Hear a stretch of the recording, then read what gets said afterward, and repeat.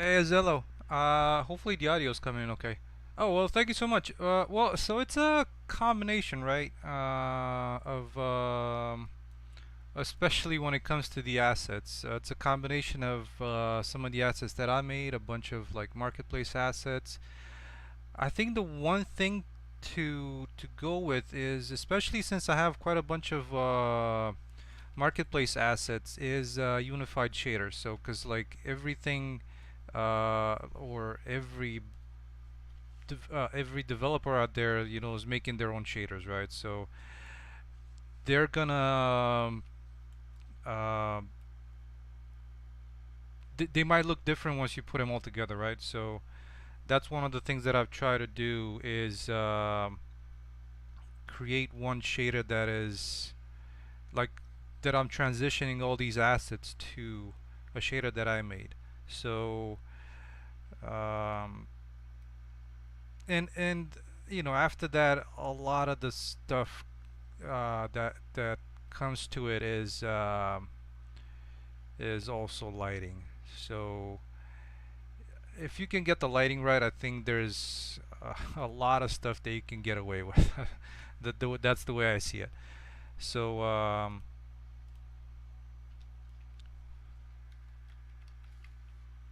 but thank you so much. I'm glad you liked them.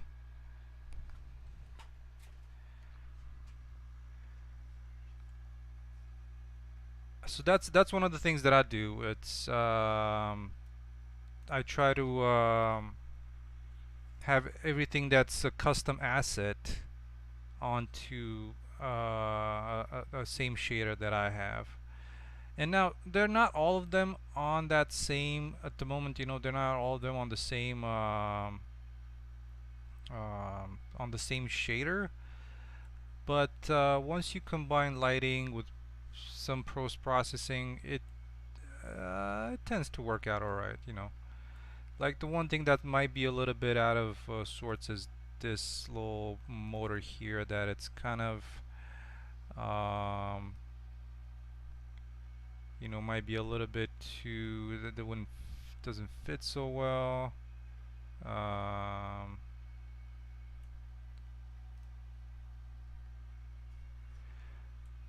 but yeah, thank you. Yeah, see now it kind of looks alright, I guess. It's actually going satisfactory, so to speak. It's I'm still quite a ways from like an actual launch date, but what I'm hoping for is to get as many elements in place as possible, and hopefully come December do like a demo. Um, Hoping to get some gameplay out of it, so at least kind of the start of the game and um, some basic interactions, maybe even some basic combat. Uh, so yeah, as far as the full part of full thing, it's gonna be a little bit longer because you have to adult and work is taking time out of your life, and yeah, and of course other things like the house. You gotta work on some things every now and again, and it's yeah. So that's why I don't want to promise anything. Like I had some people asking me about like Kickstarter and stuff like that. But when you go onto that, it's you're kind of making a promise that you're gonna try to deliver something. And since I don't have full, I can't work on this full time. It's tough to. I don't want to over promise and under deliver. Hopefully that makes sense. So I would like to have um, something that I'm happy with before I put anything out there. Hopefully that makes sense, and at least that's my goal.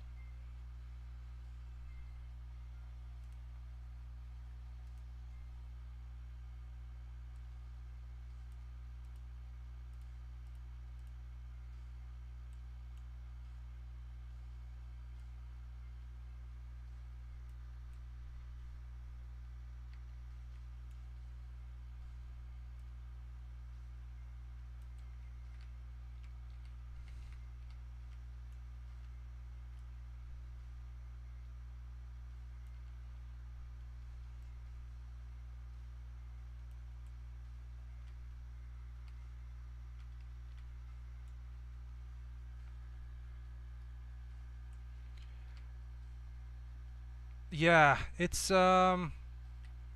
definitely I can definitely say it is. There's a lot of work that goes behind a video game, and but there's the thing about it is like even what I'm doing now, like there's a couple of things that I'm trying to prototype as far as some of these corridors that might take a little bit, quite a bit of time in the beginning because I'm trying to find something that works and that I'm happy with. So for example, like I've I think I like this better, kind of this drilled out wall, because before it used to be like that's the other thing, that as I was practicing with this is especially with like industrial, or like not necessarily just industrial, but I like to have a little bit of variety when it comes to the like it was a little bit boring to have this wall and this wall and this wall on all sides, so that's why I wanted to change it up a little bit. So I'm actually I kind of like how this one fits on this side here. So yeah, and since I'm my own art director and all, it's um, just have to take some decisions of okay, I think I like it that way.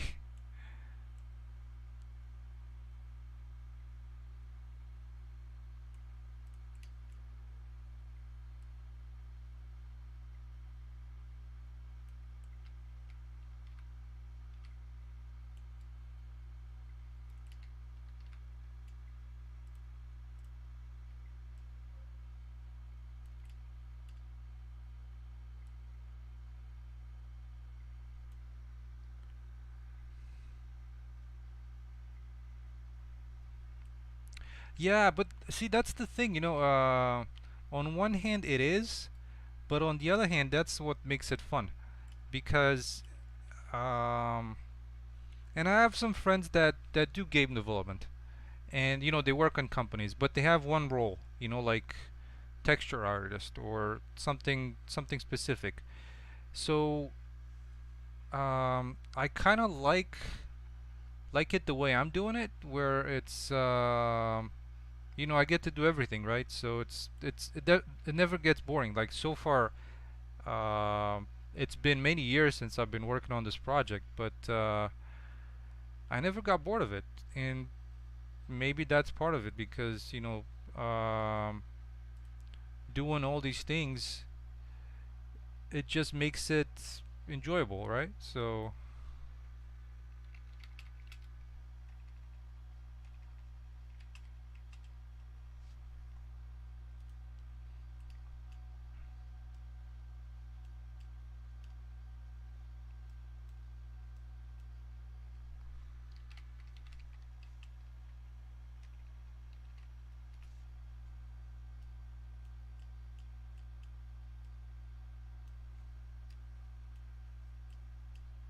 and yes, there is definitely frustration at times, like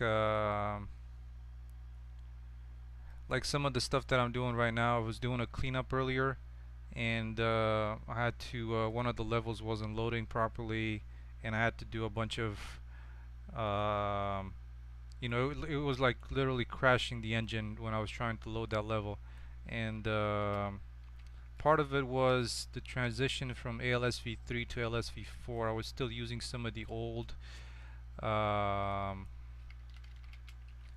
like controller, and so transitioning to that created a bunch of issues that kind of slowly getting rid of it. So hopefully, let's see now if it's like working properly. So I'm gonna have to fix some of these guys as well. Let's see what's the player stats about.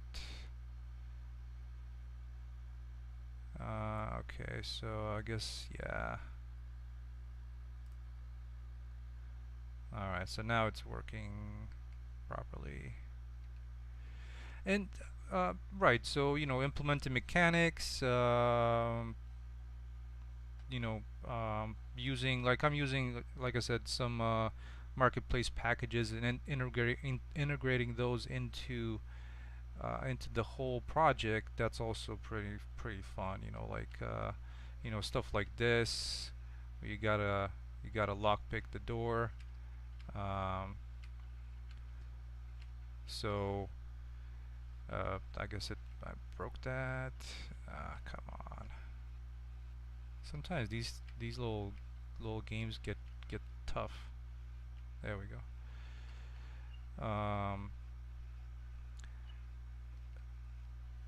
So yeah, it's definitely a lot of fun to uh, to get this done. So where is this coming from?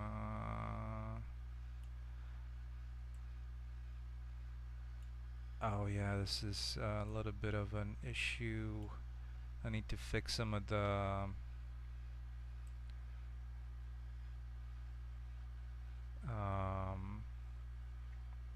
some of the stats, but I can do that offline. So what I've what I was hoping to do today, if you've stuck with this video for this long, is I've already implemented an elevator, but that's kind of like a freight elevator, which is this guy here, and I wanted to have a second one just to add a little bit more of a path into the bunker, and that is right here. Let me just place another light, and just to have it a little bit more visible. Um, so let's get the wall in here as well.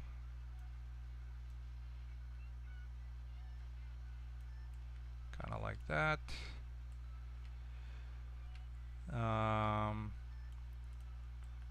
And maybe this one could be, let's see, maybe I can steal something from the main area of the bunker. Maybe something like a metal type of surface. This diamond plate.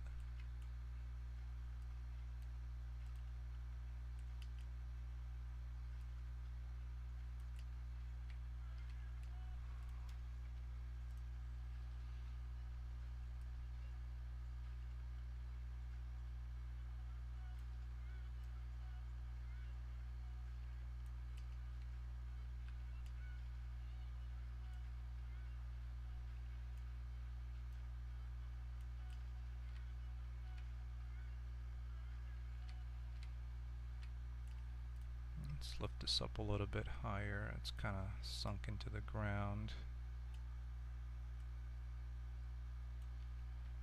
Too much.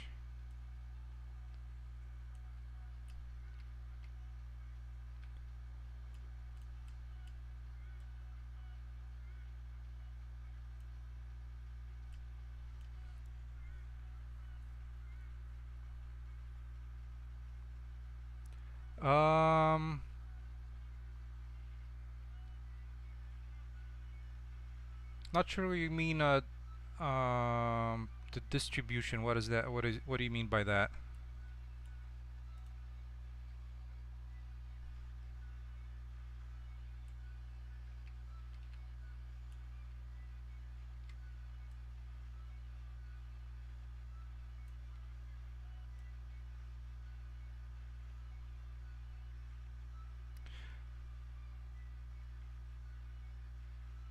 Oh, destruction.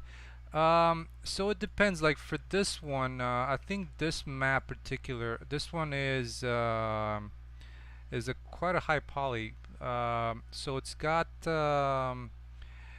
I've done this in Blender with the displacement map from Megascans, and kind of decimated it, but I still use the normal. So I still use the normal for Megascans. So hopefully that answers your question.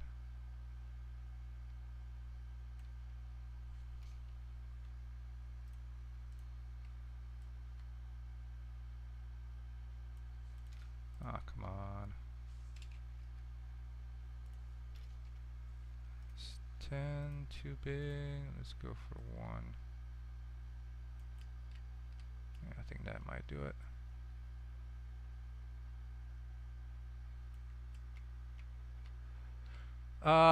Unreal 4. I haven't transitioned to 5 just yet. I'm I'm thinking about doing it, but currently I don't think it's stable enough. Um, so I'm gonna wait for an actual transition. I'm gonna hold off for a little while.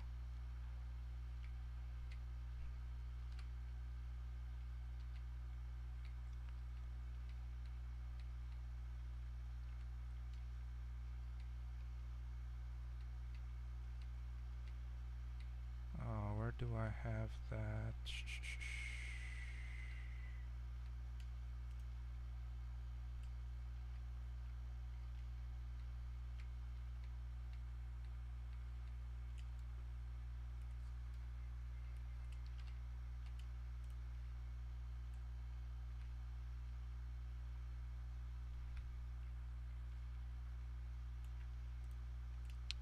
Hmm.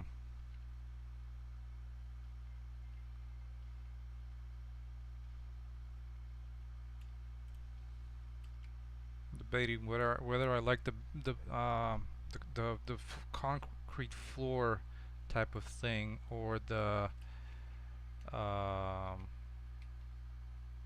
the metal. I mean, at least for now, for prototyping purposes, should be fine with metal. So I'll just keep it like that.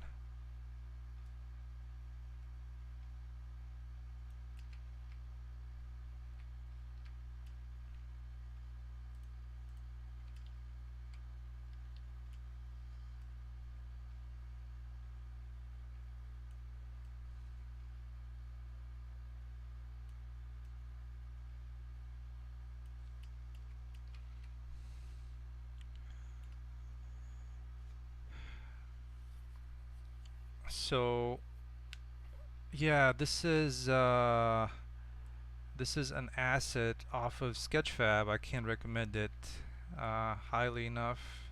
It's looks amazing. This kind of old style elevator. So I'm kind of using it as a reference at the moment. I'm probably not gonna end up using it in the end game. Right now, it's more for like scale and just usability, or not usability, but like the size of it is perfect for my character, and so I think it should work perfect for what I need here. Um, right. So now let me try and see if I can get the current elevator that I have. Where is it? It's this guy right here. BP bunker elevator active. And so just like with the regular elevator, this one, I'm not sure if I have it on every floor, but you can call it, so it would go to the floor that you're on, and then you can travel between floors. So the way I have this set up is I have 4 vectors for the floor position where it's gonna stop. So basically 3 is 0, then it goes higher and higher, and so there's 4 floors, and this one also has a little bit of an extra item to it. These kind of scissor doors. I'm not sure if you would call scissor doors, but so basically when you call the elevator when it's on this floor, these doors should open. I'm not sure if I can go into like simulate game mode. Maybe I can't do it really properly. Oh, and I forgot, I'm not loading the so I'm not loading that level at start time. So let me do that as well, because maybe I can show you how that elevator doors work. That's my hope.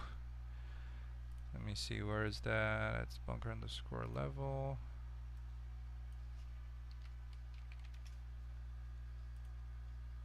Alright, so let's see, where is it?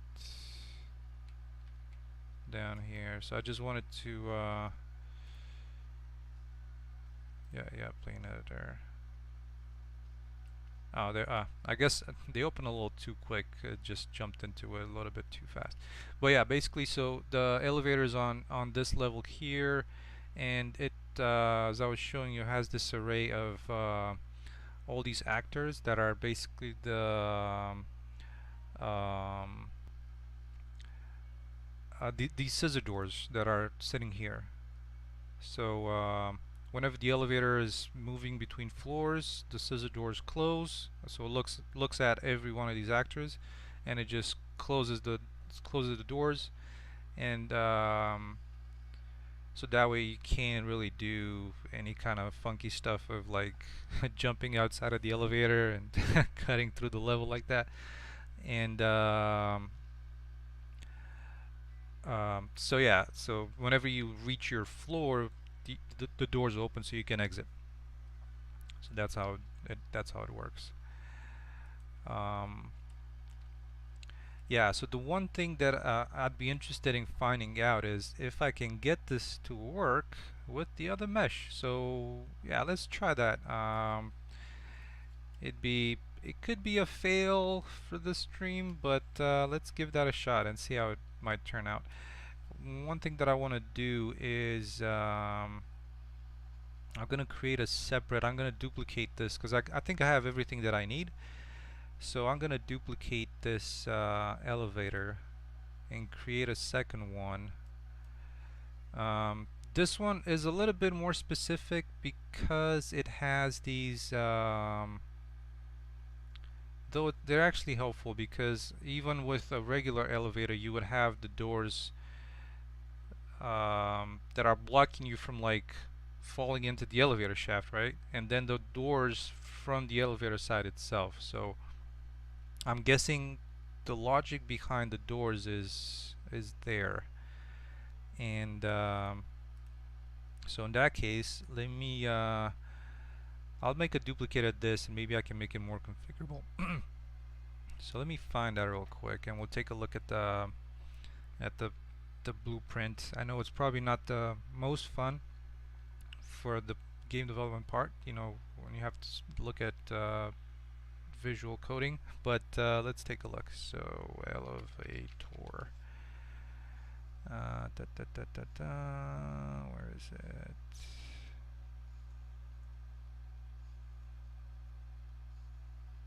BP elevator, there it is. Okay. So there might be quite a bit of spaghetti left in here. I guess it's not as terrible as I would have thought it would be. But yeah. So I have a function that I'm calling the destination where to go. You know, like depending on what you select. If you look at the viewport, so the elevator is going to have, whenever you enter the elevator, you're going to interact with the control box here. So this is an interactable item.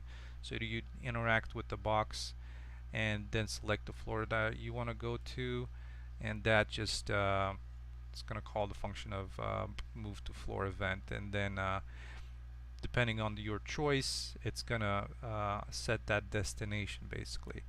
And closing the doors, let's see what else is it gonna do. There's some audio, and then the elevator gets to moving. So pretty simple. Yeah, Izelo, thank you so much for stopping by, and I'll keep on chatting a little bit. Maybe people are interested in this, since it's not just you know, moving things into place, but yeah, hopefully it'll give a little bit of an idea of what I was doing with this elevator. And yeah, so there's just a timeline where the elevator is moving, and then when it's finished, it opens the doors. Basically, it's not in transit anymore. I have a couple of variables, a couple of booleans to set for this object, so that it's um, you know, I keep better track of kind of a state of it. Oh yeah, so I actually have a tutorial on my channel on one of the shaders, and they're actually very basic. You know, it's not a lot of difference between mine. So let me do that real quick now before I jump into a lot of the other stuff. Let me see. Maybe I can pick one item that that I've set the shader on. Let's see. Maybe this guy. Tubing. This is just a RMA. Let's see. I have a one that's a little bit more developed. So this is another tutorial, actually, if you're interested. This is part of the runtime virtual texture tutorial that I've made some time ago, and so you can find that in there. I'm applying it, I believe, to the Megascan material, old style of it. But yeah, again, pretty basic stuff. Let me see. As long as this one compiles shaders, it's a little bit of a spaghetti, but you know, starts off with just your regular kind of UV controls, tiling, offset, rotation. So there's the custom rotator there, and that's being plugged into all my maps. You know, base, roughness, metallic, normal, emissive. If I'm going to use emissive, along with, you know, some of these are using some static switch parameters, where I'm either if I need to invert the roughness or invert the emissive. Um, let's see what else. Just some adjustments to the base color, base power, or like the power, the darkness, desaturation if I need to tint. Roughness, multiplier, and just power to give some better control. Let's see what else. The dirt hasn't I haven't used it too much, but again, if you're interested, there's some of the nodes. If you turn on the has dirt switch parameter, and again, just the same controls of the UVs. Let's see what else. So yeah, feel free to pause the video just to get some of the bits and pieces off of this. Let's see. I believe I was trying to use this also for some of the vegetation, but I think I might have just made it so that I have a separate shader for that. And the pixel depth offset, if you need that to get that little blending between like wall pieces or flooring and other pieces that you put on the floor. And yeah, so there's a little bit of an old section here for wind that I didn't end up using. Let's see, displacement, if you're interested, it's truly basic, but I haven't made use of it. It's just that I haven't seen, when I use it, it doesn't really look that great. So it looks great on the terrain, but or on the landscape material, but it doesn't look so great on regular assets, at least not to me. And yeah, this is kind of my master shader. Again, very simple, nothing too complicated. I think the biggest thing is just that this way I can have something that's used by um, uh, um, like everything throughout my world. So it's just using that one shader. If I want to make a change, I can just make it in that one shader, and all the other assets get it. But anyways, so back to the elevator. Let's see. This is the main thing. This is what's gonna move the elevator between the floors. Let's see. This is actually not doing anything. I was just playing around with the overlap. So on begin play, actually this is where depending on the floor that you're on, I'm gonna go ahead and open the doors, so wherever the elevator is on, I'm gonna make sure that those doors are open so you can enter the elevator. So yeah, everything else is pretty basic. Let's see what I have down here.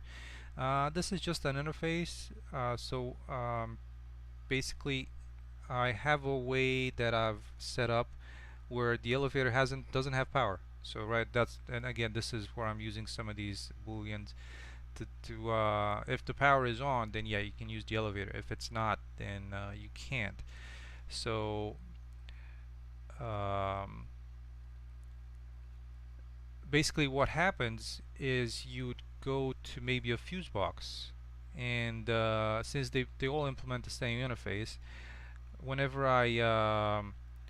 that fuse box is linked to this actor, right? So for example, I have the elevator here, right? Well, the elevator, this one's the elevator. The other one is just the mesh, and this one right now has power is on, but I have this linked to a fuse box, I believe here, and right now it's not affecting any of the actors, but I can set the power to be off, and then the actors affected here, I can set it to be that elevator, right? So I can choose the elevator, and I don't need the controls, but let's just select it. I'm just gonna go like this. So basically the elevator right now is, let's turn power off. So whenever I flip the switch, that can send an enable to this one, and that's why I have these functions. This particular actor is going to receive the event enable item from the fuse box, and then it's going to turn the power on, so you'd be able to use it. Okay, so that's what that does. Just if anybody's interested, and it's going to do the whole thing of opening the doors and get ready for you to use it. So Let's go ahead and I'll duplicate this and see if it's gonna work with my elevator. Well, change it to the other mesh and see how that does. And let's see, show in folder view, bunkers. Maybe I'll do small elevator. Could be used somewhere else.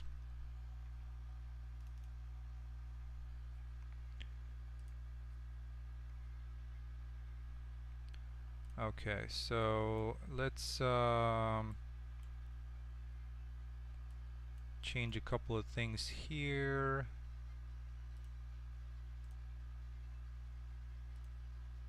Oops, construction script.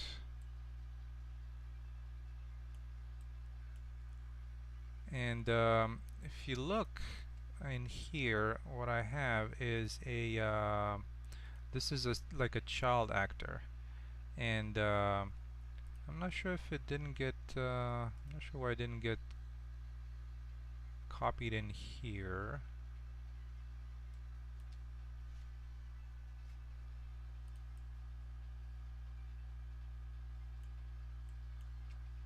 Let's close out of this for a little bit and get everything that we need in this. I'm not gonna need these, at least at the moment. Let's just leave them in here for now, because on the main one, you know, since it's an open cabin, you can see the cables kind of just moving with the elevator. So I thought it gave it a pretty nice effect. Alright, so let's change this to the elevator that I have in my world, which is here.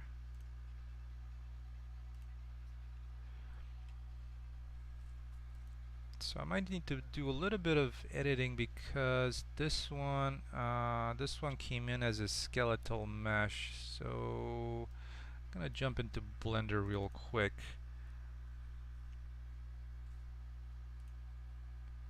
And I don't need this one.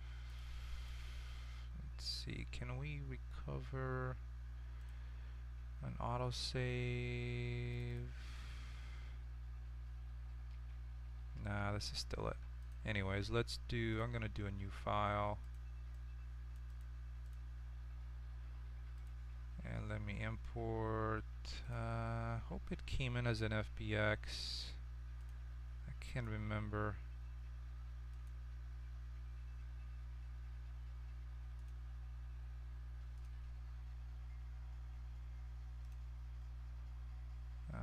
Let me try and find that real quick.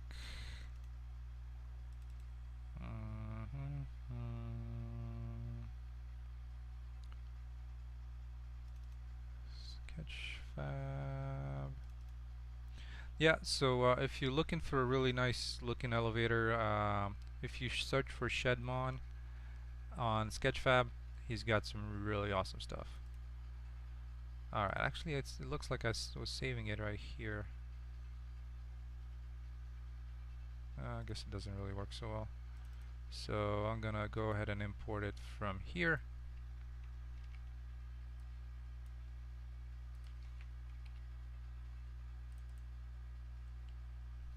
And for whatever reason it comes in at a very tiny size.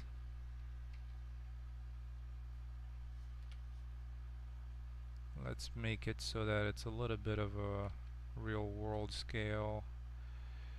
I'm thinking maybe 3 meter. 3 meters might be too much. Let's do 2.5, somewhere around there in height. And as close as possible. There it is. And so let's do rotation and scale. And good thing is this guy does not, oh, so it does have an animation, so it's gonna get exported as a skeleton, I think. Let's try and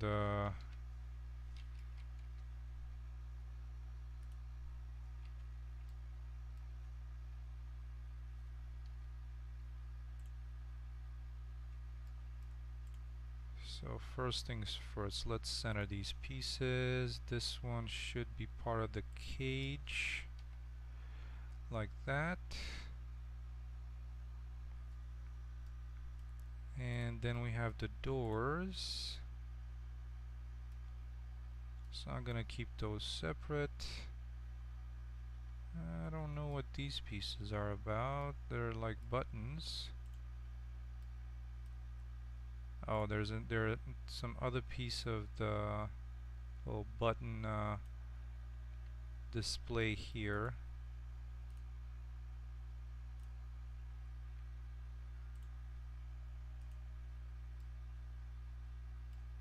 Alright, so at least I think they are.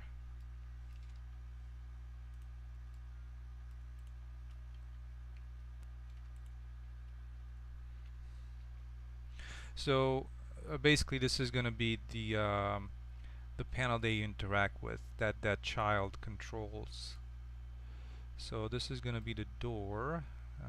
Let's do, so they open sideways. That's something to think about as well. And it's missing like one end here. It's missing like these this top and this side.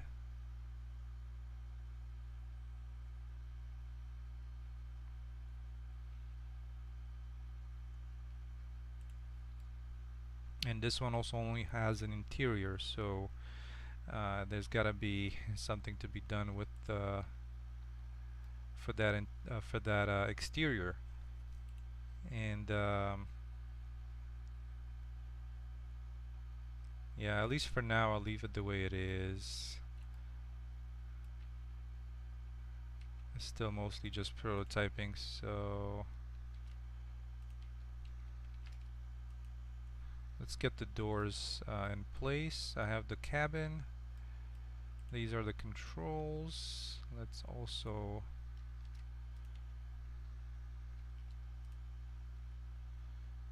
get these all set to get exported. And so this is going to be the button. Then we have the door, and then the box or the cabin. So let's export this as a hopefully it's not gonna, I think I'm gonna try on import to not import the skeleton. Alright, so now this one is Ella SM underscore elevator box, let's call it that. Then this one is gonna be the door.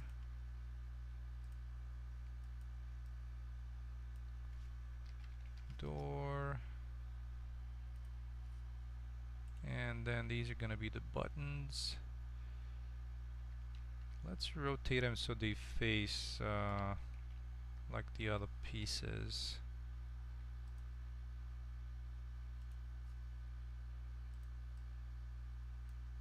And buttons.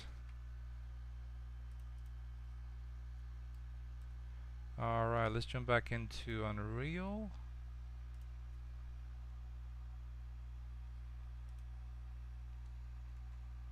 And in my elevator here,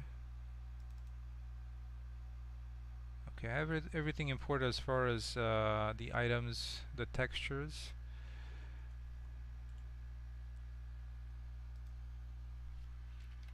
I just need to do a little bit of cleanup because when I got them imported, there's a bunch of stuff that got created. So let's move it here.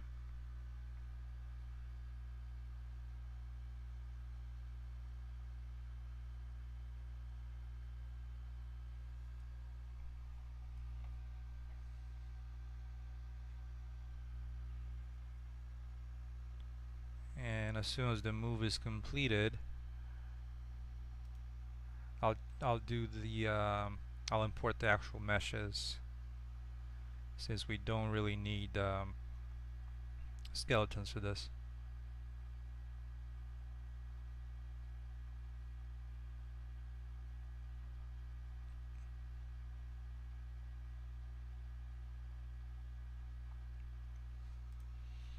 Alright. Do a quick save if possible.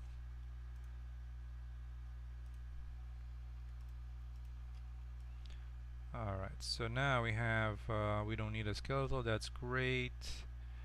Import this one, and import this one. Alright, so now let's do the elevator. Add the material for that.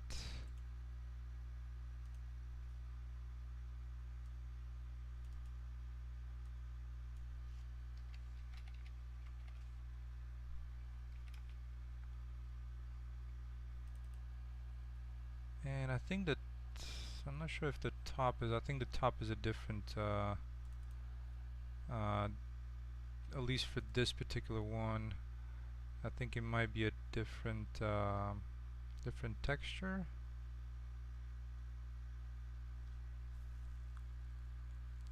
Can't tell.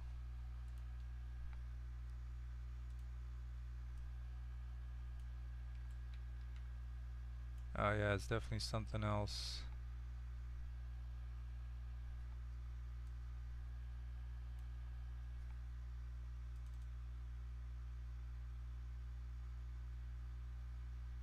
Let's take a look at the source files for this.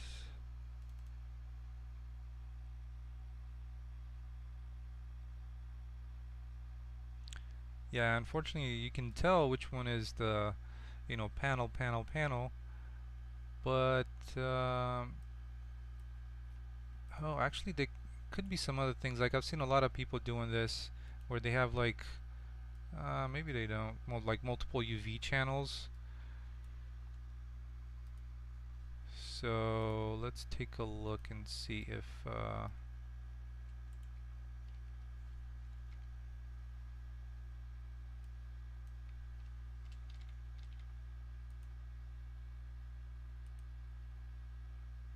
yeah, so it's in this space here, which none of the textures that I have are really in there.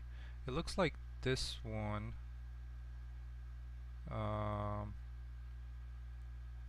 but I'm not entirely sure where if this default albedo is gonna work. Let's try it. So the top, so let's try this plus metallic plus normal and roughness.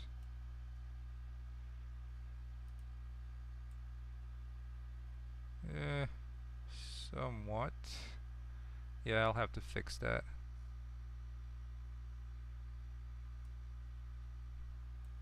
Alright, so at least we have this in place. Let's do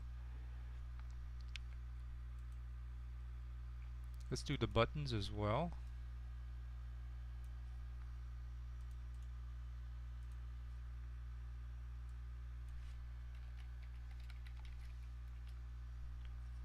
Alright, so let's see the buttons, the panel.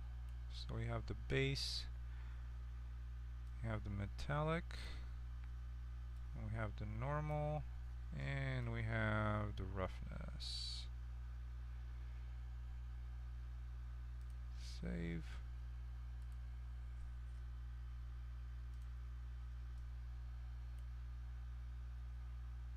Alright, so that looks pretty good.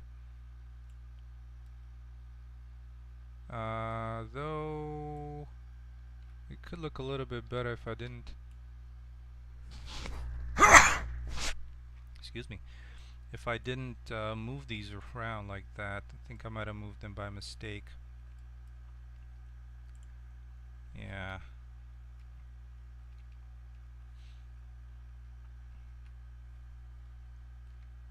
So these bad boys here, I think what I'm gonna do is open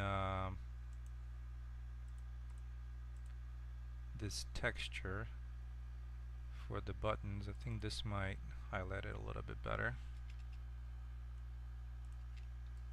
so that way I know where to move them.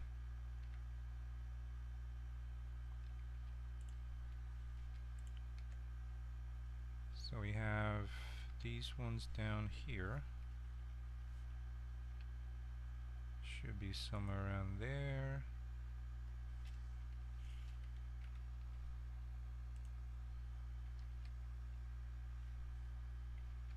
And then these guys should go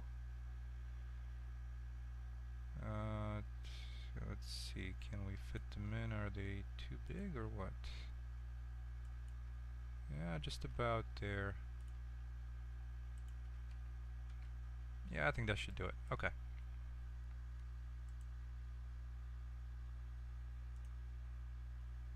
So elevator buttons. Let's go back in here, re-import this, and they look a lot better. Still not entirely perfect, but for this prototyping stage should be just fine. Alright, I'm gonna quickly save this.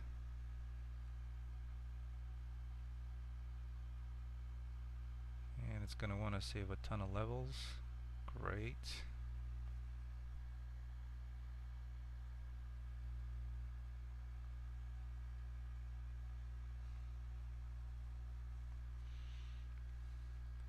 Alright, let's take a look at our small elevator. So in here first we have our elevator box, which is gonna be this. Then we have our doors. So this is where it's gonna have to be a little bit of a change because there's no animation to be played with these guys, and it's just gonna be mesh moving to the side, probably with a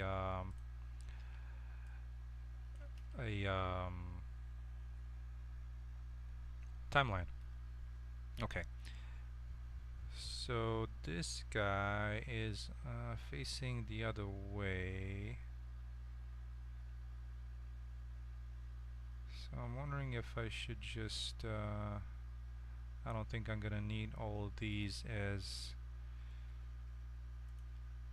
children of this guy. So let's clear it out like that so we can rotate it, make it face it this way.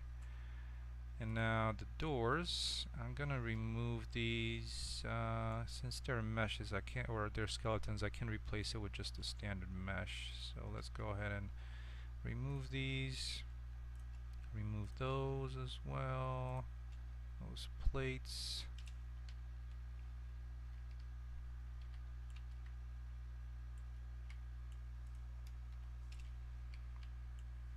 All these extra assets that I'm not gonna need. And then we have the elevator controls.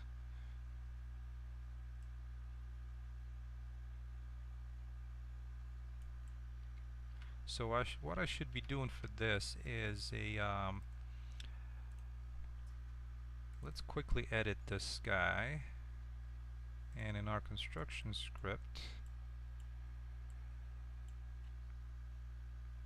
as you can see, this is the interactable mesh. And let's give it a way to change that. So set static mesh.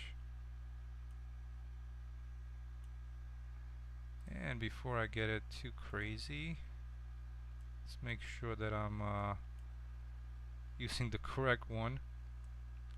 So it's going to be the mesh. Just going to call it mesh.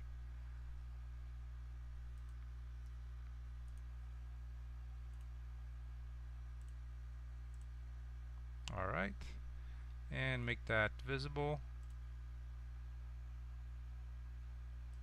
So hopefully now I'm gonna be able to change this one to what my thing is, or maybe not. Oh, yeah, I have a lot of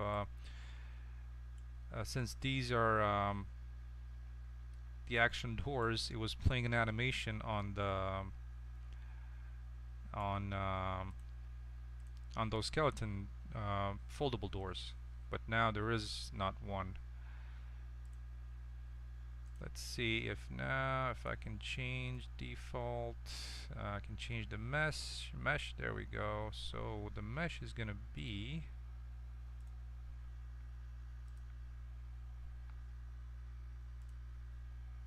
this guy here.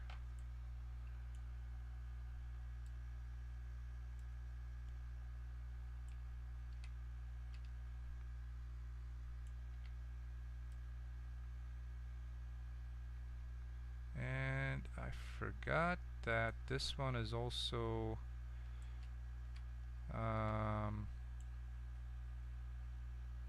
yeah, it's since it's the main one, I need a way to control where the camera is looking at. So let's do that, because this one was pretty static. It was done for that specific purpose. But let's get the camera and set relative transform, so that way we can position the camera in however we want to. Alright, so promote to variable, and this one's gonna be camera transform. So let's compile this real quick. It's probably gonna look a little bit messed up over here, but that can be reset to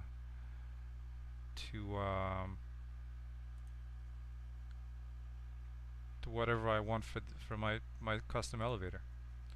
So in here, let's see if I can. I haven't actually tried this before.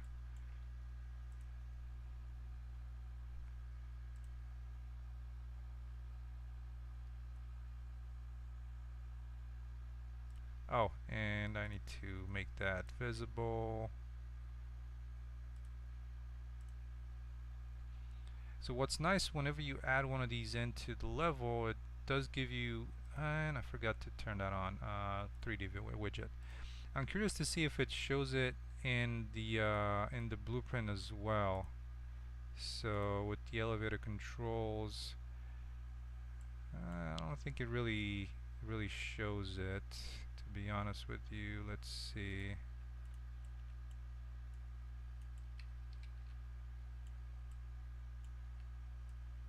So let's position it the way it's supposed to be first. Yeah, I guess it doesn't really. So I can make the changes here, but it doesn't show the gizmo. I was hoping it would show the gizmo in there. Apparently, it doesn't look like it does. Yeah, it's alright. It's a small inconvenience. Okay, so let's do. Yeah, because you can only control the entire actor. You can't control like from what I can tell. So let's change where the camera is pointing to. Oops, that should be 0. I'm gonna have 20 up, so let's do 20, and then 20 up. Let's make this 30 maybe. Okay. And it's got a weird material. I'm wondering why. It's got this glow material.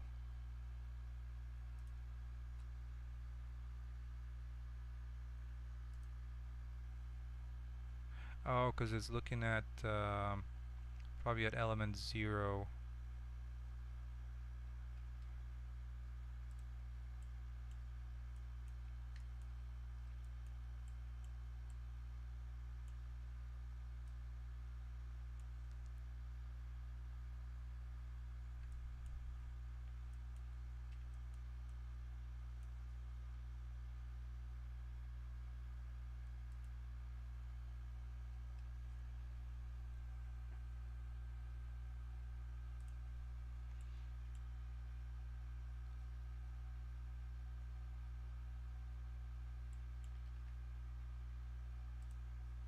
Oh, so in that case, I'm starting to think at this point it might be just easier to duplicate this instead of trying to make it all custom, and because there's only there's not going to be that many types of elevators throughout the world. So rather than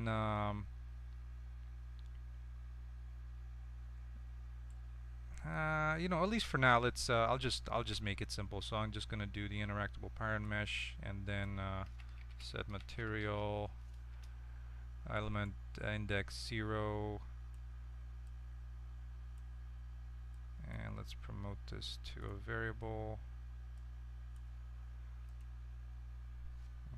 0 index.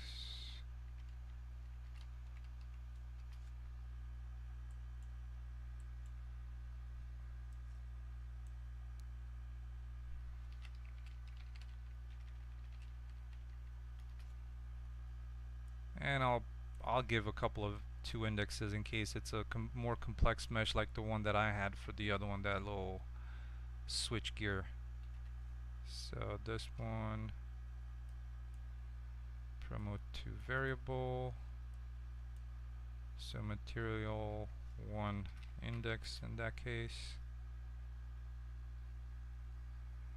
And before I compile, let me make sure where my materials are at.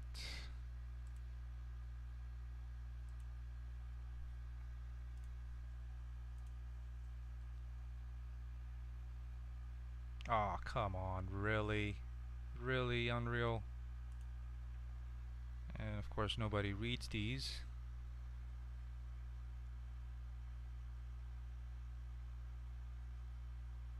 Hopefully that didn't set me too far back because I didn't save it, and the autosave is just flunky.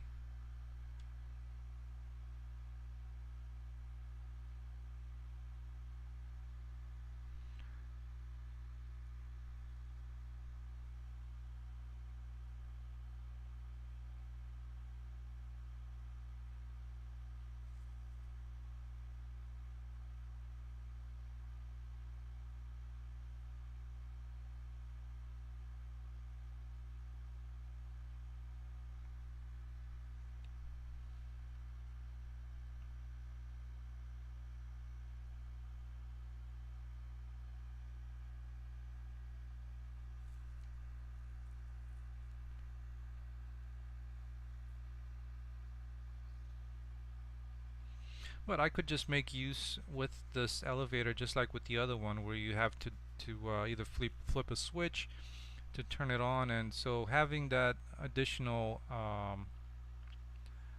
material, I can add that in as a kind of a red glow if the elevator is on or off, and that would turn green if the elevator is turned on. So as soon as my old timer of a computer fires up, um, oh, not this thing again, really.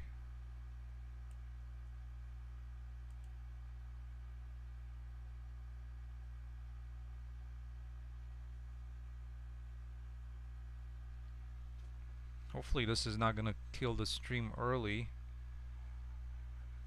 Whatever issue it's having with that particular skeleton.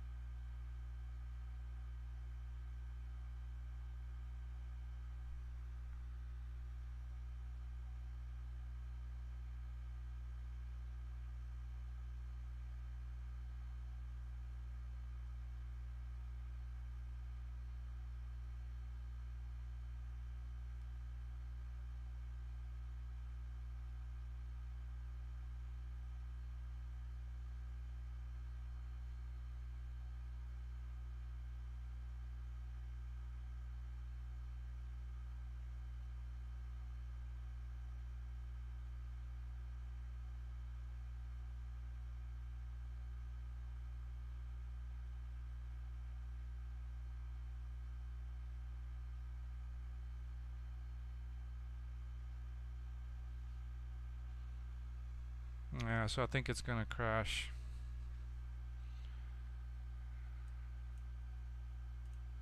So let me try something real quick. Like I was saying, this was an issue that I was running into um, with transitioning from the ALS V3 to V4. So let me take a quick look and see. Delete something real quick. See if it helps. If it doesn't, then unfortunately I'm gonna have to revert to my previous commit. It's gonna set me back a little bit, but hey, source control, you gotta have it. But let's see, maybe it was trying to reference this old ALS V3, and that's why it was having this difficulty.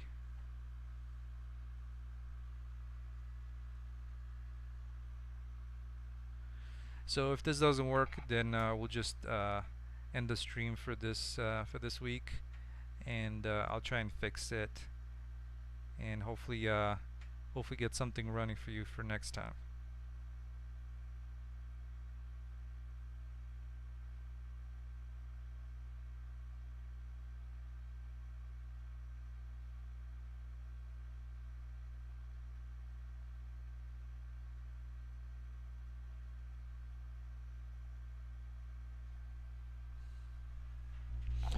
Alright, there we go. Yeah, apparently there was some reference in that with the old ALS V3 that got broken, and it just makes, for it is equal headache basically. So anyways, let's get back to it, and hopefully we'll get something out of the stream. At least that's what I'm hoping for. Get some of this elevator going up and down is what I'm aiming at. Let's see. So we have the small elevator. The one thing, yeah, I guess we lost some of the changes. Damn it.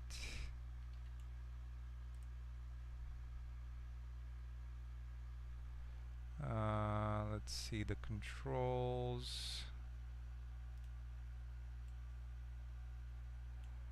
Oh, that's a bummer. Anyways, so what I'll do, I'll just go back to the initial plan of just duplicating this.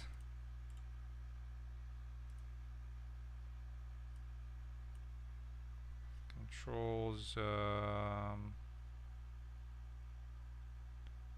I'll just call it 2 for now.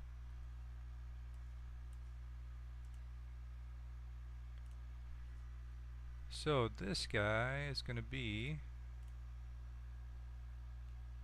and we're still on the old thing here, because I assumed that well, at least we have this one. So let's change these things up.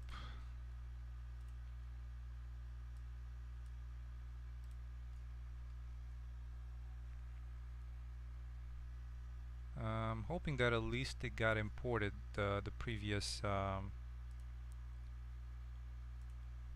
small the elevator, the changes that I brought in for the other elevator. Or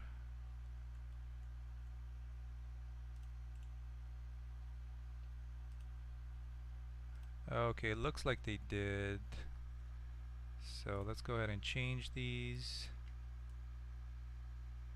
Kind of facing the same way.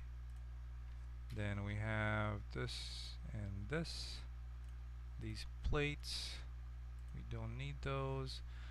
I'm just gonna keep the wires. Maybe I can do something for the outside of it. I'm not entirely sure at the moment, but there's got to be an exterior to the elevator, so we'll see how that would look. Let's get the trash stuff out of here, and I think I'll try and test it out with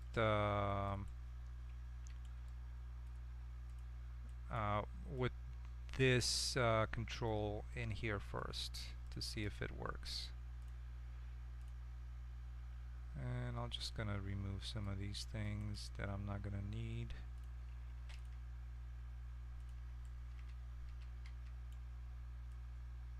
Alright, so those are gonna go there.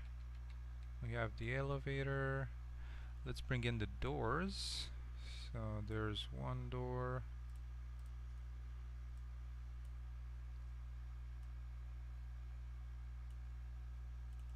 And let's get the material in for it.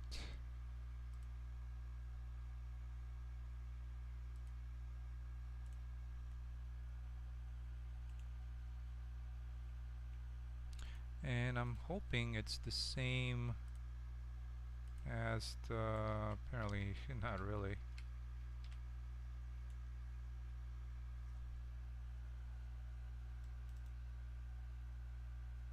Oh, it's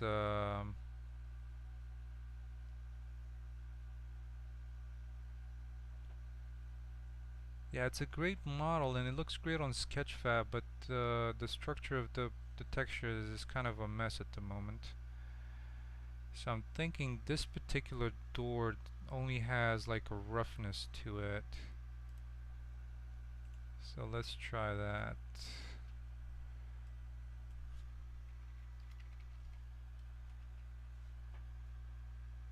So I'm gonna apply the doors, and let's see with the doors.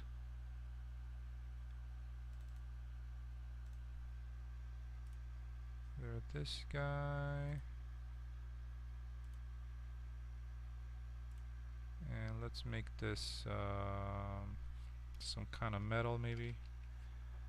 I know I have some steel or something.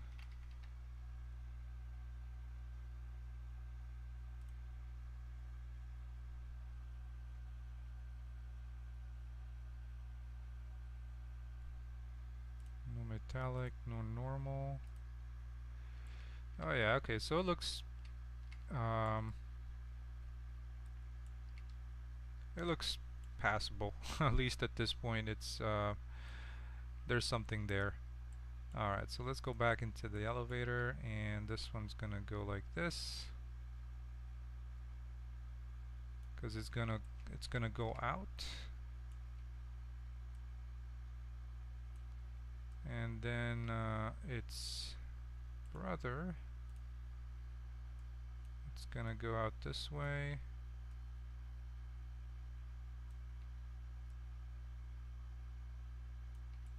just like that. Let me make sure that this one has collisions. And so there's not anything to it, but let's add some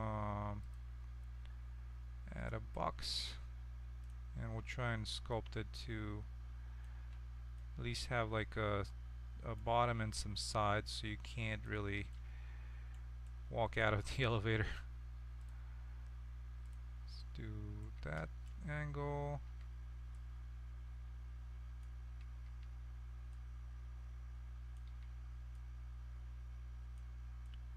And then a copy of it.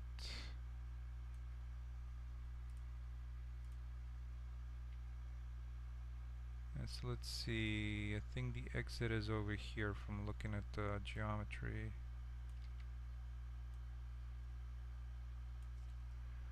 Okay, that should do for now. Very rough. And let's make sure that save often. Let's bring in the elevator.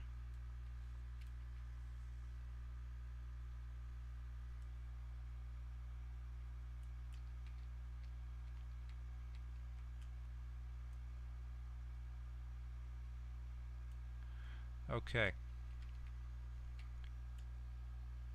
So power on. Now let's do the floor positions. So I'm gonna start with 2 floors at least. That way we can figure out where it is. Okay, so this one would be floor, and floor 1 should be, just gonna guesstimate it, at least for now.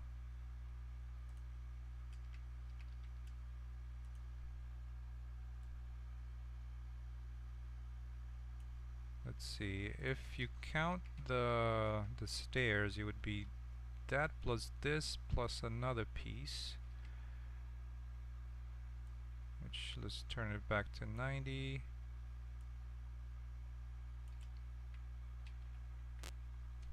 So somewhere around there.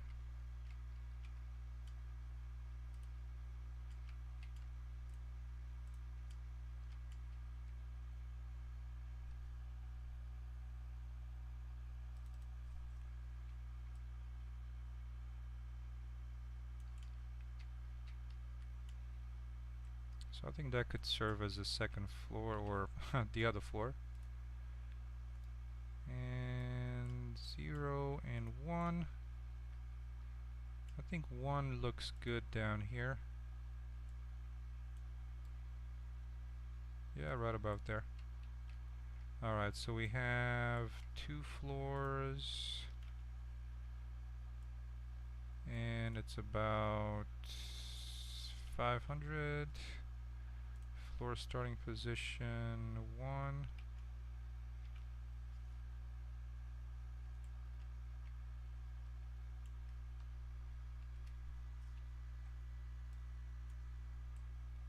Alright, let's see if at least there's any interaction with the control box. And yes, I know I have a lot of stuff to fix.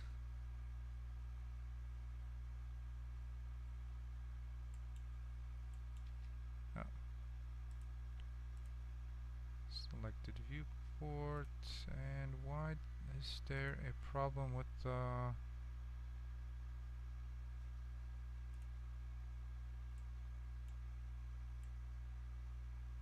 Oh, the enemy. Okay, so I'm gonna need to disconnect at least the enemies for now until I fix that controller issue.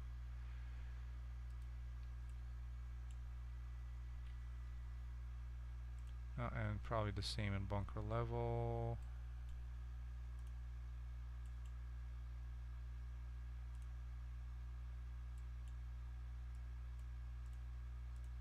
Nope, something else.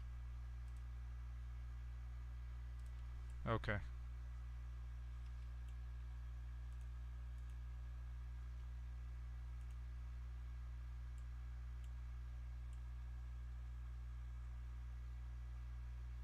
And yes, the audio, there's no more audio.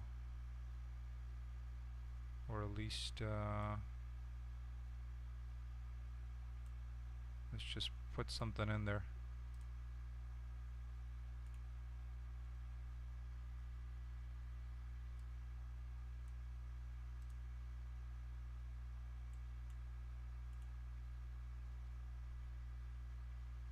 And we don't have any of the action doors like I did before. Okay.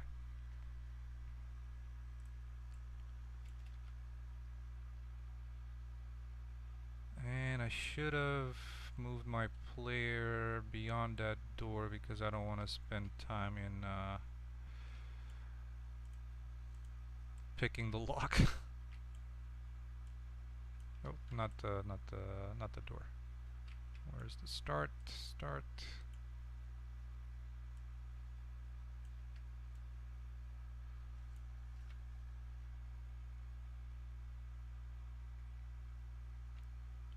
Alright, so yeah, you can use the controls, which is great. There's nothing that you can click on at the moment,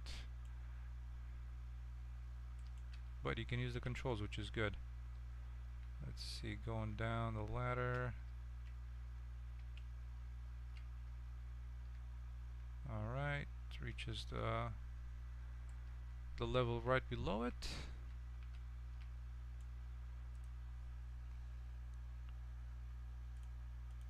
So now the power is on.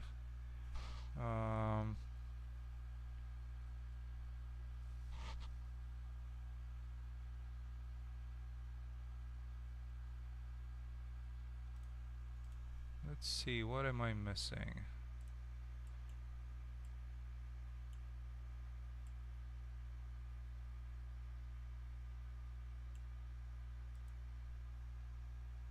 Oh yes, so one of the things that I disconnected here was actually enabling or setting which item this particular, so just like I was explaining with the fuse box, this particular actor is going to affect another actor. So when you interact um, with these controls, this child actor is gonna affect the elevator. Now this could have probably been be done separately, but I wanted to be able to use something like this in other places potentially. So that's why I had it set as a separate actor. Okay, so let me clear some of these things because I'm not gonna use them. But yes, in here, this is the small elevator. Let's go ahead and compile it and try and solve the issue here. So right now, this elevator controls is looking at a type of elevator, which or type of the other elevator, right? And that's why um, it has this little bit of an issue. But we can fix that. Let's go into elevator, and this is going to be actually elevator controls 2. So let's see, did we actually change it? I don't think we changed it. Yeah, we didn't change it. So the elevator controls 2 should be the one that has our little custom panel from the Sketchfab asset. And I'm gonna go ahead and do that. Let's try and find it.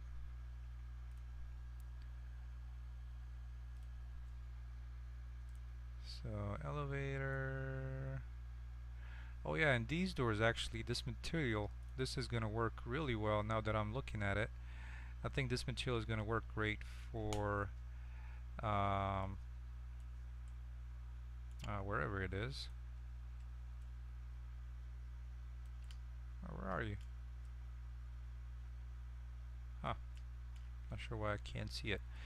But yeah, this particular design is going to look pretty well for the doors. That should be a little bit of a fun 3D modeling. Okay. Well, so on BP Elevator Controls 2, let's change this so that it's uh, like it's using those custom controls that I have from Sketchfab. Let me make sure first that this one is using. Oh yeah, they're separate. I just wanted to make sure that I'm not going to change the other blueprint. Alright, so let's go back to where my elevator is, in here. And elevator controls 2. I can keep the camera in place. It's only the interactable parent mesh that I'm going to change. And let's see, where's that little panel? Elevator buttons, there we go. And I'm not gonna, this is the other thing that it would have been nice to have, because with the and I might just keep it because with that freight elevator, whenever you interact with these, you can actually click on the button. So I would have to do the same for this new controls, and it says it's only used in one place. I'm probably gonna keep these controls the same. So yeah, I'll just leave it the way it is. And let's compile just to get the elevator back in place. There it is. And I'm just gonna edit the elevator controls to be able to provide the elevator affected, changing this to maybe an actor, so it's not something specific as bunker elevator. So let's change this to actor.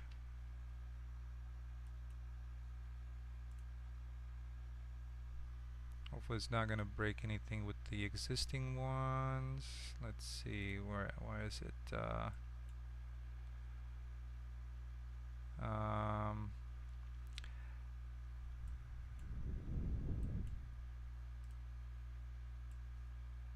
yeah, so since I'm specifying a particular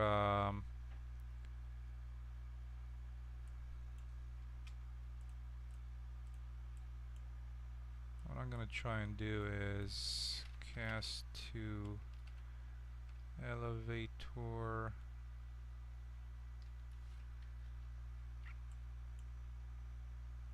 Ah, great. Even undoing sometimes breaks Unreal.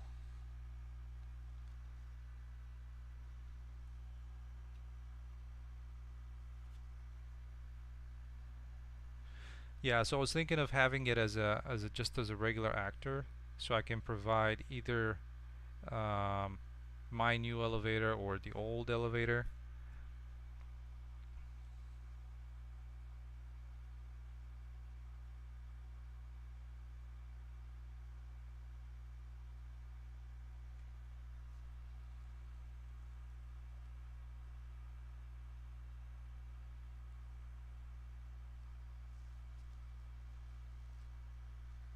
So that could be a pretty good improvement to have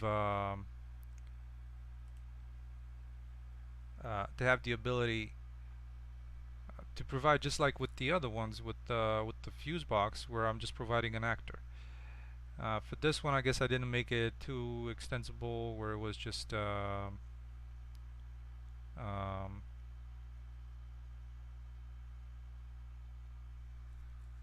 it was just that particular class, that particular elevator. So I couldn't provide a something else because in my mind it was that was the only elevator that I was going to use.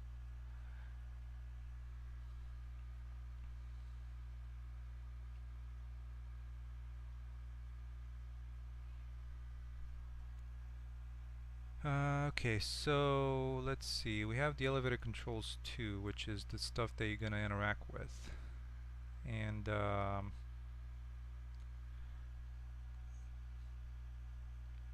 let's see, where's my this other elevator? Small elevator. Yeah, so in here when I'm trying to set the elevator affected, it's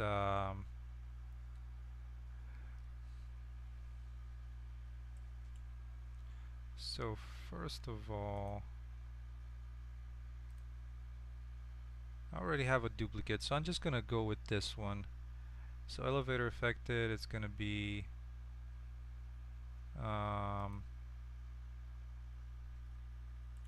let's see, where am I using this one? Get elevator affected.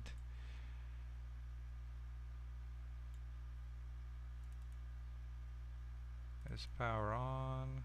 Elevator in transit. Elevator affected. And enabling the item.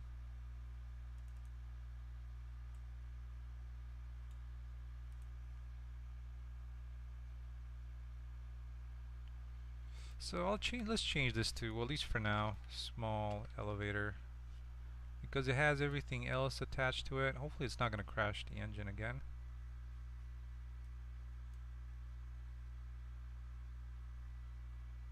Go ahead and compile this, and yes, it's going to have this issue because I still need to reconnect this.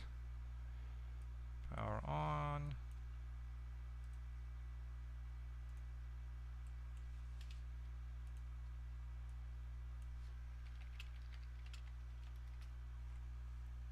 Power on.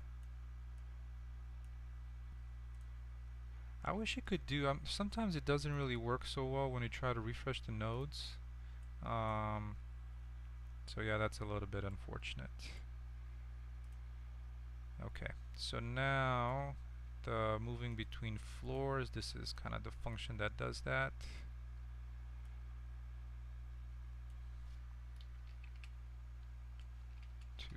floor.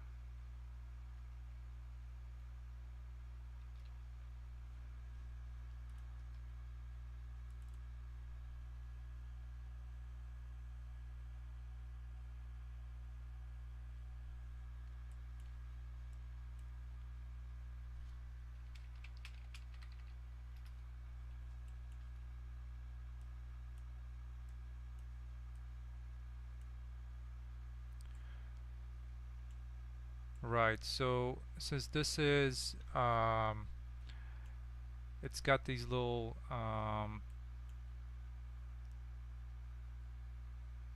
it's a hit by cursor, right? So that's why I was telling you that I like it, because you can like use a cursor to select the floor that you go to, and so it's tracking where your cursor is.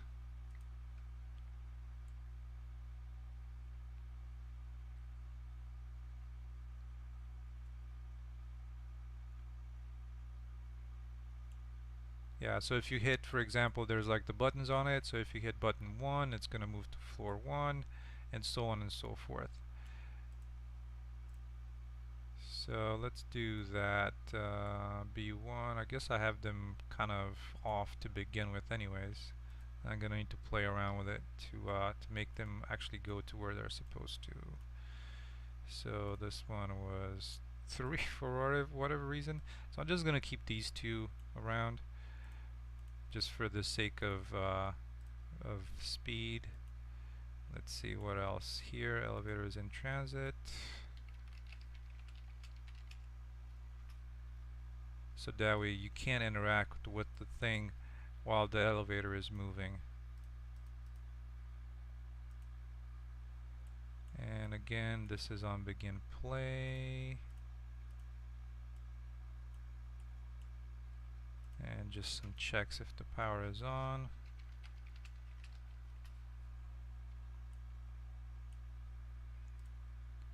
Okay, so we have the controls.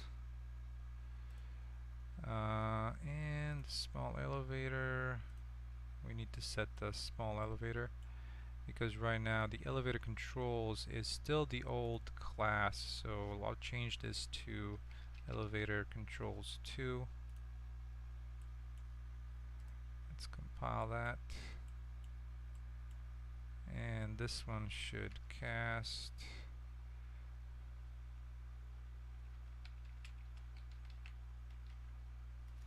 small elevator controls 2. So this way, right off the bat, we're setting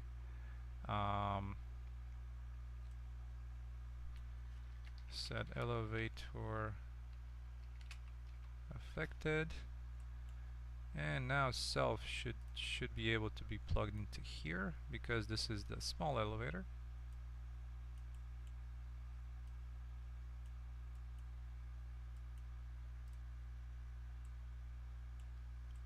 And oh, actually I kind of went and this one should also be here. There we go. So now we have the elevator. Not sure where the rest of it is. Where'd you go? Oh, it's, I forgot that I've set it so that it's on floor 0. Let's see, then if I set it to 0 or 2, there we go. So it's starting here, or it's starting on, I mean, whatever floor you want to start it with. So now let's take a look and see what kind of mess happens. Yes, I know there are some issues. Whoa, where'd you go?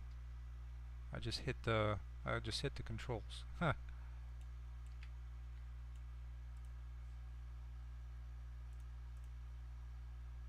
And this should actually update the light to be green, but there must be a little bit of some kind of bug in there. So so we have the floors 1 and 2, and yeah, this is the problem with the doors, they have to be a child of the static mesh. All these guys have to be um, so now let's do that. It's moving to position 0, or position 0 in the array, but to make it friendly. Hey, Cypro. Yeah, you're welcome. Thank you so much for stopping by. I know it was kind of a little bit of jumpy for this stream. Um, Hopefully it wasn't too focused, but hopefully there was something interesting to see, and I'm gonna try and get this done is what I'm hoping to do, and whatever it seems like this guy has some physics enabled, so it's I'm running into it, and it's yeah. So see, this is what's going on when you interact with it. Like the buttons themselves, and it's moving to floor 3, which I don't have a floor 3. Oh, an elevator is in transit. It was trying to like move. Alright, so come on. Okay, so it got there. I cannot remember which one. I think I did a few of them.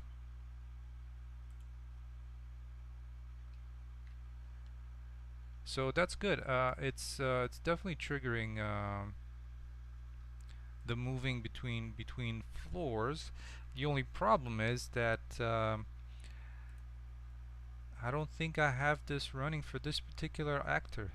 Like, let's take a look. So now, first of all, it's the buttons. So the controls, whenever I hit one of the buttons, let's see, where was that? It was down here. So first of all, there's B1 and B2. Let's hide B3 and L, at least for now, so I'm not getting confused by them and trying to click on those two. Okay, so we're moving to floor, and we're moving to floor 2 and 3, which shouldn't be it. And you know, now that I think about it,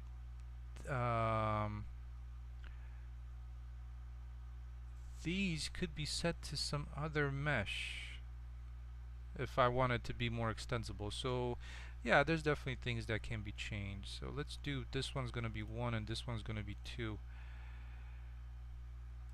And let's take a look at move to floor. And depending on these, it's gonna switch to move to floor event, which is calling the elevator move. So let's see if we're actually hitting this guy here when I'm gonna try and move to a different floor. I'm try and not hit it.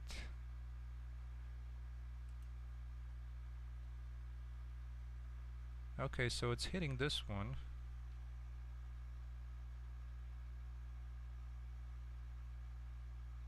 And it's setting the relative location.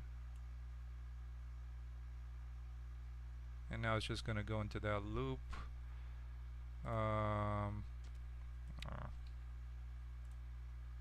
Hey, there it goes, there it goes. Hey, where are you going? It left without me. Damn it. Yo, come back. I'm just probably going to try and use this one to call it back if possible. Oops, that's not it. Which one was it? Oh, there it goes. Okay, perfect.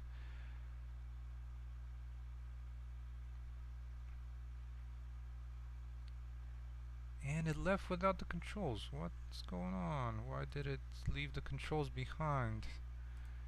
I did parent everything to this. So if this one moves up and down, it should bring everything with it. Why did it not? Hey.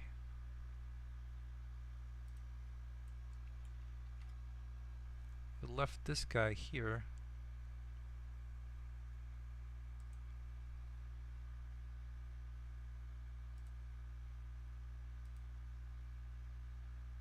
So elevator controls visible.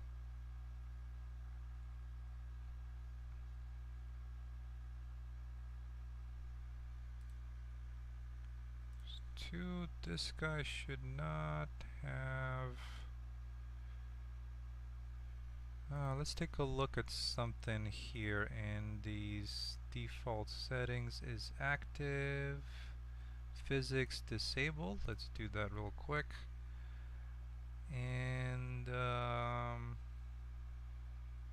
yeah, one of the things that I've done with all my interactable items, I was trying to do like this thing with the hand reach out, which would be like kind of it would play a little bit of a montage of the player just reaching out and touching the item, but I was playing around with the IK and it didn't really work out so well, so I just gave it up. Where the heck does that thing go? Just flew up into outer space. Well, at least the collisions work pretty well in the elevator, so which is good. But I don't get why this thing is just flying off into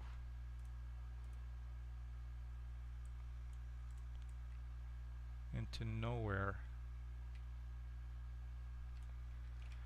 Let me try something real quick. I'm gonna try and reload the level. Sometimes whenever you create some of these assets and you edit them with them in the level, they kind of sometimes have a tendency. Sometimes it happens that they um, maybe just a broken reference or something. I couldn't tell you. So yeah, that's why sometimes just deleting the asset and re-importing it or creating it into the level sometimes just does it. But let's see how this works.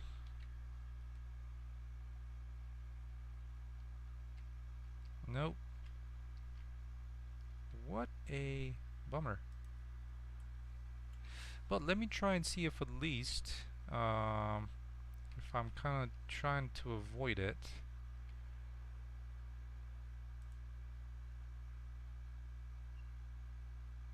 Well, the elevator moves with me, which is great. It's just those controls got left over there. Not entirely sure why that is. That's interesting.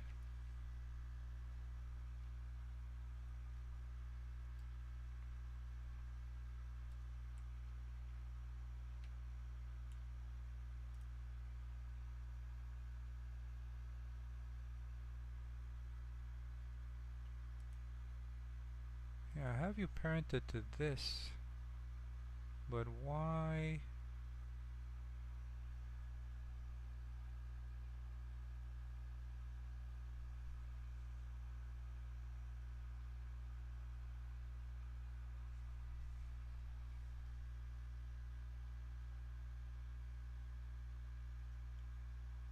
Let me try parenting it to something else as well in here, though. I'm not sure. I don't think that's gonna do it.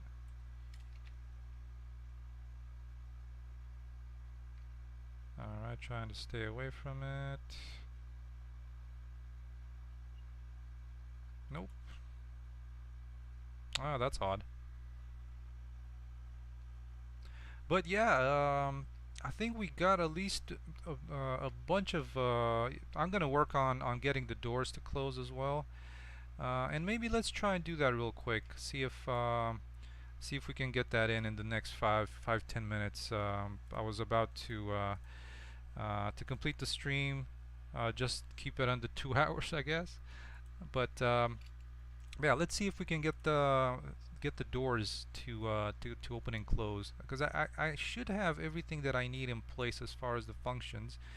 So these action doors, this could probably be, I'm probably gonna have to do an event, because you can't, for whatever reason, I'm not sure why, but you cannot add a timeline inside of an event, inside of a function. You can do it inside of an event. And yeah, let's just do that real quick. So in here, I'm just gonna do, let's go to event, and let's see, add custom event. So this one should be pretty easy.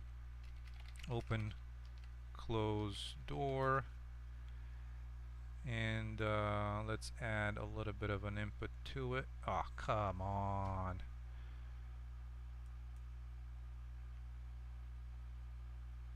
I need to fix those errors. There's probably some kind of like a issue that's causing some kind of, I don't know.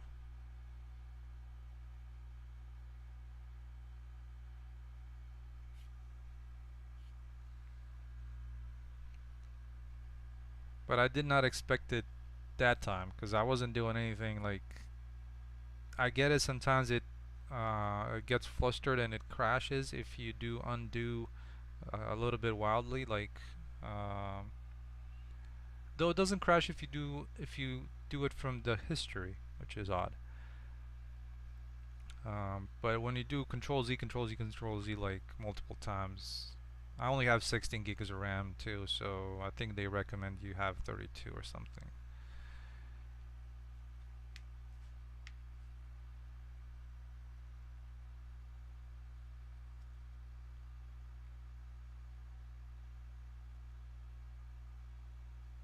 So let's try this again.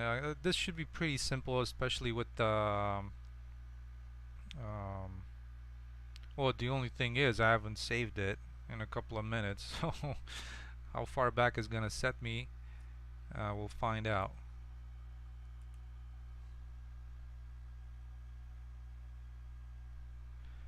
Alright, it's almost there. Come on, old timer. So we got the small elevator. Yeah, let me jump into game mode and see where we're at.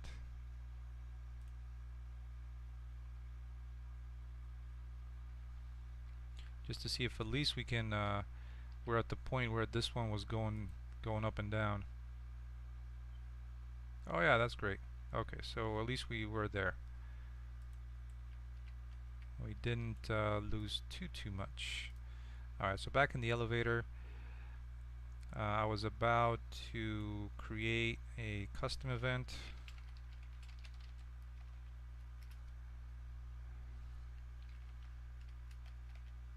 So let's do open door,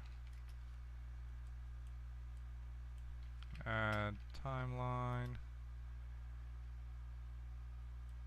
So usually with the timelines, what I like to do is actually just set a 0 to 1 curve. So basically start at 0 and 0 and add a second key. Depending on the length of it, let's call it maybe 1 second for the door opening. So time is going to be 1 and value is going to be 1, and usually just set it to auto, so it's a little, you can, oops, I didn't want to do that. So you can have a smooth interpolation between the values. Sometimes you can change this depending on how you want the curve to be.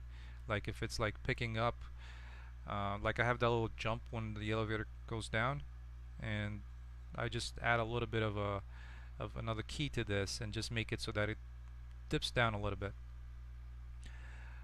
Okay, let's go back to the event graph. So open door is going to be, let's do this one, play from start, and then I'm going to make another one, add custom event, and this one's going to be closed door. So this is going to be reverse from end, and this is why I like the 0 to 1. You know, 0 is when it's open, 1 is when it's closed, and then I can just do a lerp between the two positions. So and this one's gonna, the new track is gonna go into alpha, and then on update I'm just gonna set the relative position location. Oh yeah, I should have just brought these in. I kind of made it complicated on myself. So there's 1 and 2. So let's see which, because one of this is going to go one way, the other one is going to go the other way. So now we have, this guy is kind of 0. and it's gonna go from 100, so let's do this negative 100 to when it closes. I mean, that one's gonna probably stay in place because of that issue that I need to figure out. But then it's gonna go from negative 100 to, let's call it negative 50. So negative 100 to negative 50. So negative 100 to negative 50. And this one is set relative, or actually,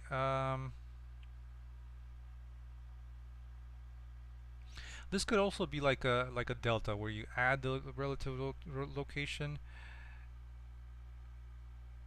and trying to figure out. Yeah, let's do a delta because relative. Come on, can I spell? Relative location, and the delta, because with the set you would also have to set the x and the z. So with this one I'm only gonna add to, I believe it was the y, or the x, sorry, to x. So let's take a look going back here, and in that case I can do from, it's gonna go from 0 to negative 50. I'm hoping this will work. Let's take a look. I haven't played too much with the adding a relative location, and that would be, we said it's the y, right? Or no, the x, sorry. Alright, so adding to the x. We'll play with this one first and see how it works. And then we'll set the other door as well. And now when we start moving, we need to call open, well, this one is kind of closed door, but let's call open door, one of these functions. So first, action doors, instead of action doors is going to be, I can't remember why I had the floor in here. Oh, so I think I had the floor because yeah, so the floor that you go into is gonna look at the door on the you go into a specific floor, right? And you need to specify what floor you go into so that the the, the exterior doors on that floor are gonna open up, right? So when you get to that floor, those doors are gonna open up as well. And for now, I'm just gonna call open door and just see how that works. At least I want to try and see if the add relative location is going to do what I'm hoping it would do.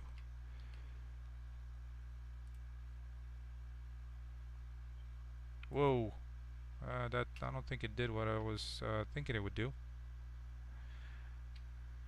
Yeah, because that's the thing with the and I'm not very good with it, but adding relative location, it's just gonna throw it like way out there, because it's, I think it's like a per frame kind of thing, if I'm not mistaken. So it might just be that the set relative location might be more exact. Yeah. Yeah, so it's this delta that I kind of hate. But anyways, yeah, so let's do it, we'll just do it with the set relative location. Set relative location.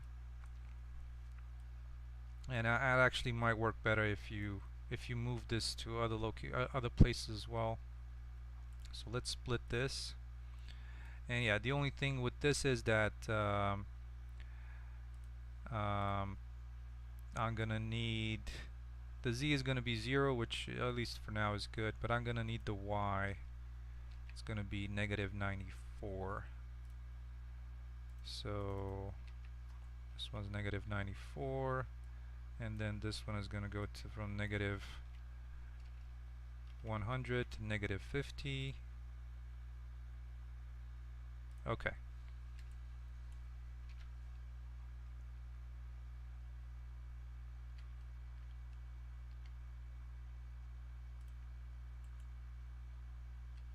Yeah, there you go.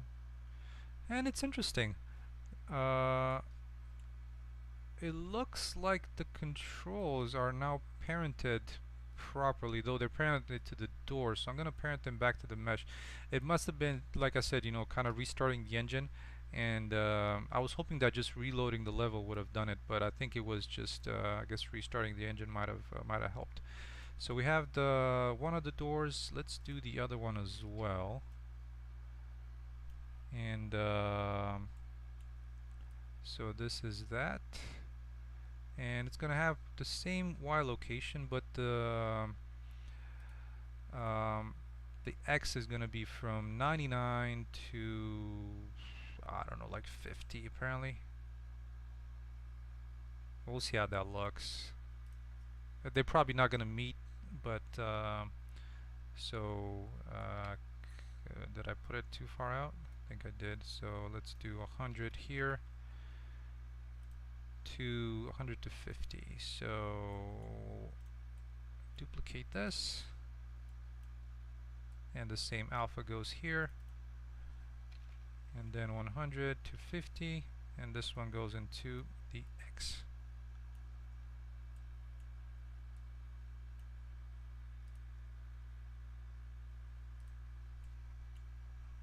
And let's see if changing that parenting worked as well. So back into the elevator. Should I try it? There it goes, and it's now bouncing around like a crazy thing. Alright, let's use the controls. And there it goes. The door's closed.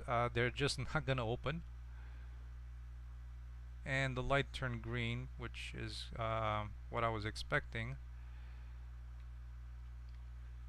And let's also try and get them opened. So so the elevator is gonna move, and when it finishes, let's do the I guess it should be like this, open and close. So this one should be closed doors, closed door.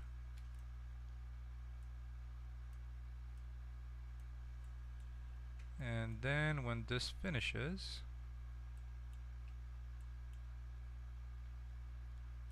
let's do open door.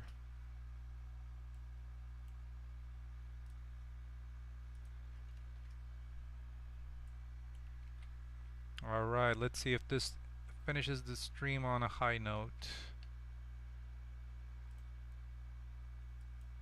Oh, what the heck? Was I colliding with the cylinder or the player character cylinder? I think I might have been too close. That's interesting. Alright, so the door is closed. We're going down.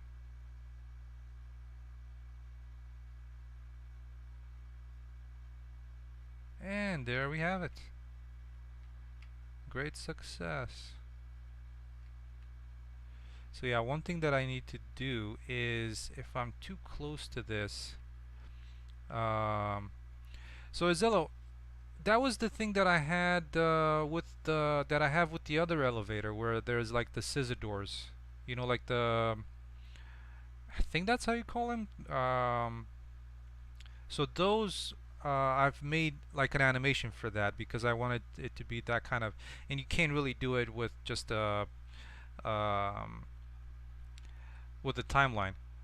But for this, yeah, so I'm too close to that. I'm hitting the cylinder. But for something that just slides left and right, I think just having a timeline is more than enough. And I don't think you need an animation for it. It's And plus, I'm not very good at it. Just doing the animations for the other one was a pain, and exporting it was also not the funnest thing that I had. So yeah, there we go. We have the elevator, at least so it's functioning. There's the matter of making sure that whenever I click on the buttons, I don't collide with the player capsule. That's what I was actually doing. So when I was too close to the controls, and it was whenever I was clicking, it was getting the collision with the player capsule. So I need to fix that. But yeah, the elevator is in place. I can add multiple floors to it now. I think should be pretty easy. Let's see. There's third one, and oh, did I limit it somehow to two? Oh, let's see. There we go. So 3 floors, and that's the one thing that it's kind of nice. The way I've set it up is that I can add, um, 10 floors to it, and I've already set up the positioning for the distance between the floors.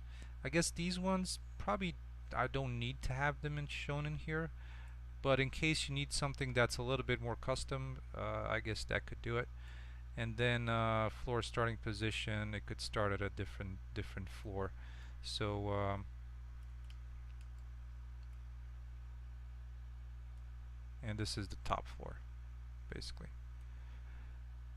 And I'm not going to need 10 floors, but maybe 5 or 3. Yeah. I'm definitely going to need 3 because I'm going to need to reach the bottom, kind of where the control room is, or one of the control rooms in the bunker, which is somewhere down here. So, alright, well, that's going to be it for this week. Thank you everybody so much for stopping by. Hopefully it was something interesting to see. I guess 2 hours and 15 minutes.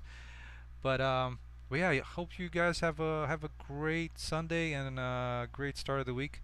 And I'll see you on the next one. All right, take care, everybody. Thank you so much.